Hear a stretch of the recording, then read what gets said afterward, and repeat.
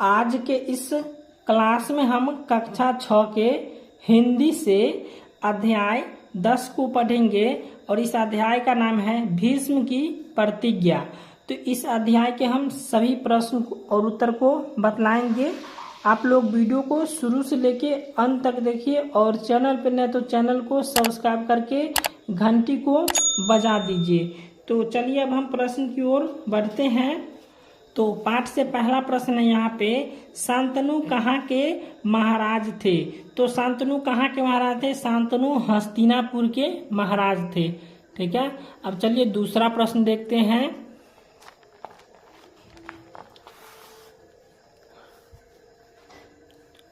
दूसरा प्रश्न है, निषाद राज ने राजा से अपनी कन्या के विवाह के लिए क्या शर्त रखी? तो इसका उत्तर हम लिखेंगे कि निषाद राज ने राजा से अपनी कन्या के विवाह के लिए शर्त रखी कि मेरे पुत्र से उत्पन्न बालक ही राजगद्दी पर बैठेगा, तब हम अपनी कन्या का विवाह आपके साथ करेंगे। ठीक है, चलिए आप तीसरा प्रश्न को देखते हैं। तो तीसरा प्रश्न है, राजा को निषाद राज की शर्त मानने में क्या कठिनाइयां थी? तो इसका उत्तर हम लिखेंगे कि राजा को देवव्रत नामक एक पुत्र थे जो महान योद्धा थे। उनमें राजा होने के सारे गुण वर्तमान थे। निषाद राज की शर्त मानना देवव्रत के साथ अन्याय होता, तो राजा से देवव्रत के प्रति अन्याय करना असंभव था। यही कठिनाई थी। तो अब चलिए चौथा प्रश्न को देखते हैं।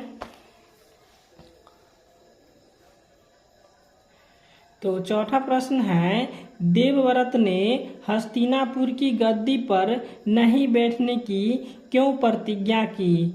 तो इसका उत्तर हम लिखेंगे कि देवव्रत ने हस्तिनापुर में देव अस्त्र, ठीक है, यहाँ पे देव अस्त्र लिखा हुआ है, महान पितृभक्त थे। वे अपने पिता को उदास नहीं देखना चाहते थे, अतः उन्होंने पिता के दुख दूर करने के लिए प्रतिज्ञा की। ठीक है, यहाँ पे लिखा हुआ है देवव्रत। ठीक है, यह है देवव्रत। ठीक है,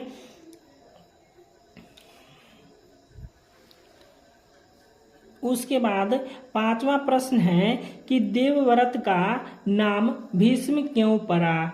तो इसका उत्तर हम लिखेंगे कि जब देवव्रत ने निषाद राज के सामने भीष्म यानी कि कोष्ठ में कठिन प्रतिज्ञा करते हैं कि मैं आजीवन विवाह नहीं करूंगा, उस समय देवताओं ने उनका नाम भीष्म रख दिया। ठीक है, 5 तक हो गया। अब चलिए छठा प्रश्न को देखते हैं। तो छठा प्रश्न है, देवव्रत ने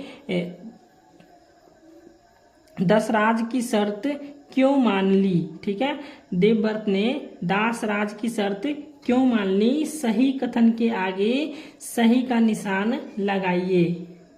तो यहाँ पे कौमे हैं कि वह राजा नहीं होना चाहते हैं। उसके बाद खौ में है उन्हें निषाद राज को प्रसन्न करना था। उसके बाद गौ में है वह ब्रह्मचारी बनकर यश कामना चाहते थे।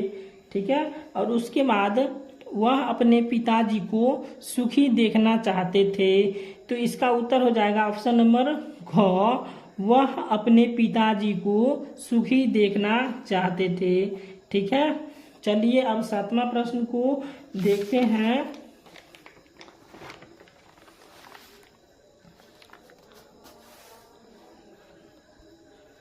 तो 7वां प्रश्न है आपका, मिलान करे। तो मिलान करना है यहाँ पे स्तंभ क से स्तंभ भ का मिलान करना है। तो शांतनु जो है सो हस्तिनापुर के क्या थे? सम्राट। ठीक है, उसके बाद भीष्म, तो भीष्म थे हस्तिनापुर के युवराज। उसके बाद है दासराज, तो दासराज थे निषादों के राजा दासराज कहलाते हैं। उसके बाद सत्यवती, तो दास राज की पुत्री सत्यवती था। ठीक है, अब पाठ से आगे का प्रश्न है। तो पाठ से आगे का प्रश्न पहला, अगर आप भीष्म की जगह होते तो क्या करते?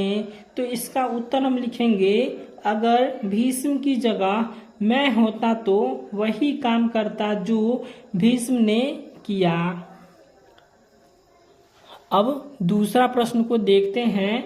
दूसरा प्रश्न है कि इस एकांकी का कौन सा पात्र आपको अच्छा लगा, क्यों?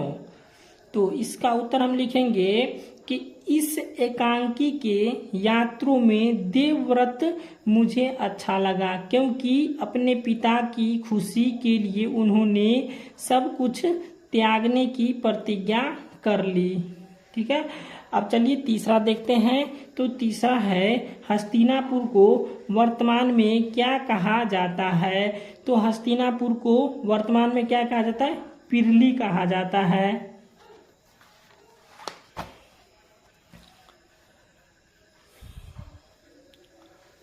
अब 4 नंबर प्रश्न है, दासराज की शर्त उचित थी तो क्यों, अथवा अनुचित थी तो क्यों?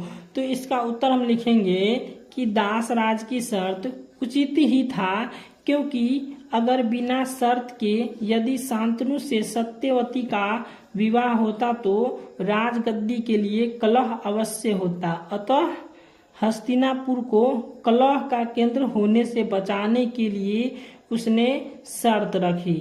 ठीक है, अब चलिए व्याकरण से प्रश्न है। तो व्याकरण से प्रश्न पहला, वाक्य प्रयोग द्वारा अंतर बताए। यहाँ पे कुल है और ये कुल है। ठीक है, तो कुल मीन्स क्या होता है? कुल कितने रुपये हैं। तो कुल का क्या करना है? वाक्य बनाना है। उसके बाद यहाँ पे कुल है, तो गंगा के दोनों कुलों पर शहर है। उसके बाद ख में है नारी छोटी र और नारी बड़ी र। तो यहाँ पे नारी मीन्स होता है नारी को देवी के रूप में मानी जाती है, और उसके बाद उसकी नारी नहीं चल रही है। ये हो गया शरीर की नारी। ठीक है, और ये हो गया देवी।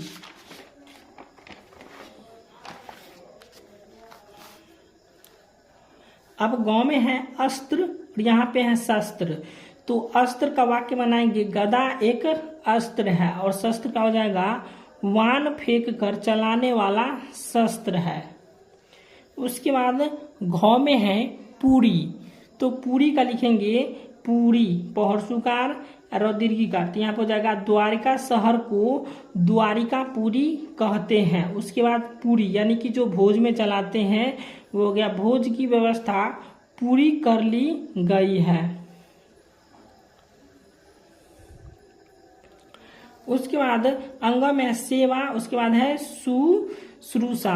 ठीक है, तो इसको लिखेंगे सेवा में, यानी नौकरी मालिक की सेवा करता है, यानी नौकर मालिक की सेवा करता है। उसके बाद है शुश्रास, तो पुत्र की पिता को शुश्रास करता है।